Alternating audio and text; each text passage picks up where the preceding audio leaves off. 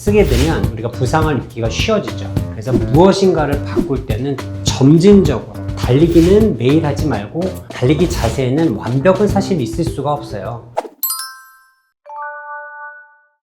무엇인가 급격하게 바꿀 때 부상이 많이 옵니다. 저의 이제 50년 동안의 몸의 구조는 이제 근육의 쓰임새라든지 어떤 관절의 움직임은 대부분 이렇게 잘 익숙한 방향으로 잘 익어 있어요.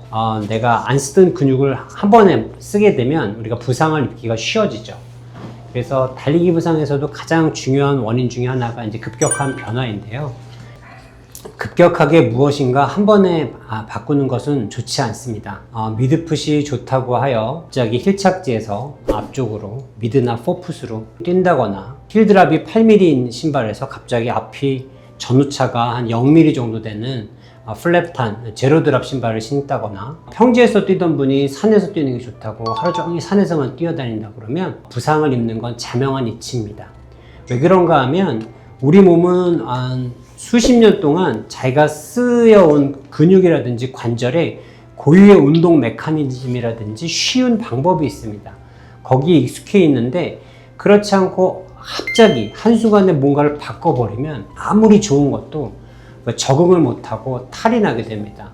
그래서 무엇인가를 바꿀 때는 점진적으로, 내가 신발을 바꿀 때도 뭔가 드랍이 바뀌거나 뭔가 지오메트리가 바뀌었다 그러면은 100을 신는 양이었다 그러면은 처음에는 10%, 20%, 30% 이렇게 점진적으로 이렇게 변화를 주어가면서 자기 근육이 적응하는데 충분한 시간을 주어야 이 달리기 부상에서 자유로워질 수 있습니다.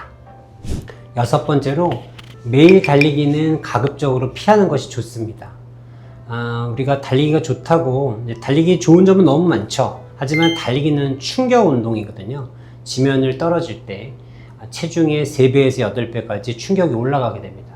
근데 이런 거를 이제 받아줄 사람은 따로 있어요. 어려서부터 운동을 한다든가, 서브3 주자라든가, 10년 이상 꾸준히 뛰어온 사람들은 매일 달려도 그렇게 충격이 많지 않을 수는 있는데, 우리가 초심자라든지 취미러너, 일반 러너들이 매일 달리면 몸에 데미지를 입는 경우가 상당히 많습니다.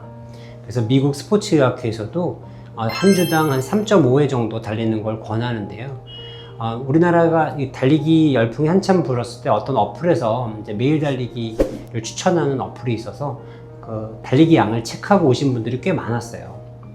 그런 분들을 보면 거의 100% 부상이 있고 정말 안 아픈 데가 없어요. 피로골절까지 오시는 분도 많고 부상으로 고생을 많이 하시는데, 지금도 저는 원칙이 매일 달리는 것보다는 하루를 뛰면 하루를 쉬는 게 아니라 충격이 없는 근육 보강 운동, 달리기에 필요한 이런 하체 근력 운동, 근육 운동이라든지 충격이 없는 실내 자전거나 스탠밀 이런 거를 통해서 운동은 지속하되 충격은 좀 줄이라. 달리기는 매일 하지 말고 격일이나 하루 뛰고 2, 3일 보강 운동, 대체 운동하고 2, 3일 후에 뛰던가 이런 식으로 운동은 계속하게 만드는 거죠. 우리가 매일 뛰는 충격으로부터 몸이 좀 덜 피로하게끔 만들어주는 게 굉장히 중요합니다.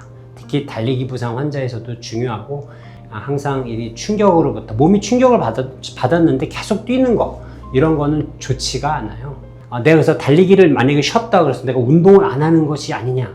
우리가 달리기를 하다 보면 그런 분들이 있어요. 내가 오늘 운동을 안 하면 심적으로 불안하고 뭔가 해소가 안 되고, 이런 불안심 때문에 내가 아파도 운동화를 질끈 매고 뛰어나가시는 분들이 있거든요. 그래서 그런 불안 심리를 달리기로 푸는 게 아니라 대체 운동하고 크로스 트레이닝, 그래서 근력 운동이라든지 자전거, 스탠밀, 수영도 좋고요. 이런 걸로 심폐지구력이라든지 근력을 지속적으로 강화시켜주는 것이 중요합니다. 부상이 없는 달리기 자세를 이해해야 합니다. 달리기 자세에는 완벽은 사실 있을 수가 없어요. 예전에 PGA 골프에서 우승한 옛날에 짐 피릭이라고 팔자 스윙을 하던 분이 있었어요. 그분 폼은 정말 엉성하고 백스윙도 팔자고 앞으로 갈 때 피니시도 팔자로 가는데도 어려운 PGA 골프에서 우승도 하고 그랬거든요. 달리기도 마찬가지로 아주 형이상학적으로 완벽한 폼은 없습니다. 하지만 우리가 부상을 줄일 수 있는 포인트들은 있어요. 이런 포인트들을 이해하고 거기에 맞춰서 몸이 그렇게 나가지 않도록 뛰는 게 가장 중요합니다. 이 부분에 대해서는 이제 앞으로 저희 채널에서 많이 언급을 하고 시간이 되면 구독자분들과 함께 분석을 같이 하는 시간도 마련할 텐데요. 간단하게 오늘은 조금만 요약을 해드리면, 그러니까 척추는 일단 가장 기본적이죠. 살짝만 앞으로 기울이는 게 좋습니다. 한 2도에서 4도 정도 살짝. 이제 골반은 어느 정도 균형을 잘 잡아야 되는데 균형을 의식적으로 잡기는 어렵죠. 근데 그걸 이제 보강을 통해서 꾸준히 자기가 만들어줘야 되고, 고관절은 전후로 한 20도 이상 범위로 잘 써주며, 착지할 때는 이제 무릎이 한 15도에서 20도 정도 살짝 구부린 상태로 중심 착지, 자기의 체중 밑에 정확하게 착지를 하는 게 중요합니다. 착지의 형태는 자신이 갖고 있는 자연스러운 착지를 사용하는 게 좋고, 급격하게 착지 변화는 시도하지 않는 게 좋습니다. 전반적인 템포는 조깅 페이스에서 175나 180 분당 스텝수를 유지하며, 호흡하고 팔 동작은 현재 있는 자신의 폼에서 가장 가볍고 경쾌하게 유지하는 것이 좋습니다. 마지막으로 달리기 부상에서 몸을 지키려면 신체가 이야기하는 통증으로부터 귀를 잘 기울여야 됩니다. 다시 말해서 신체 신호에 잘 반응을 해야 되는데요. 우리가 통증이라는 것은 몸을 보호하기 위한 신체 신호입니다. 이런 신호를 무시하고 계속 강행하다 보면은 사소한 이런 손상도 큰 부상으로 연골판이 찢어지거나 피로골절이 오거나 관절염이 오는 수도 있거든요. 그래서 이 적절하게 이런 신호가 왔을 때 좀 쉬거나 대체 운동으로 바꿔주면 우리가 큰 부상을 당하지 않고도 달리기를 지속적으로 잘 할 수가 있습니다. 이제 물론 우리가 피곤하거나 내가 이제 운동이 하기 싫은데 이거를 통증으로 간주하고 운동을 안 하다 보면 또 너무 게을러지기도 하거든요. 그래서 제일 아팠을 때 통증을 열로 환산했을 때 한 3 이하 정도는 조금 더 운동을 해도 괜찮다는 생각을 갖고, 3 이상, 절반 이상 올라가는 통증은 이거는 좀 조심해야겠다 생각을 하고, 그날은 쉬거나 대체 운동을 하거나 이런 식으로 좀 바꿔주는 게 요령이라고 생각합니다. 이 많은 그 방법들 설명해 주셨는데, 이 중에 제일 중요하다고 생각하시는 한 가지만 꼽으라 그러면 어떤 걸 제일 조심해야 될까요? 자기 자신을 알고 욕심을 좀 낮추는 게 달리기 부상을 방지하는 가장 좋은 방법이죠. 너무 과하게 뛰니까 항상 자신이 할 수 있는 것보다 좀 항상 과해서 문제가 되는 거지. 과욕이 화를 부른다. 그렇죠. 우리 구독자분들께 여름철 특히나 부상 방지를 위해서 한번 해주시고 싶은 말씀이 있으시다면 한 말씀 부탁드리겠습니다. 요즘 날씨가 덥고 습해졌습니다. 요즘 같은 날 뛰기가 상당히 어려운데요. 고온에 대한 손상을 피하는 것이 가장 중요합니다.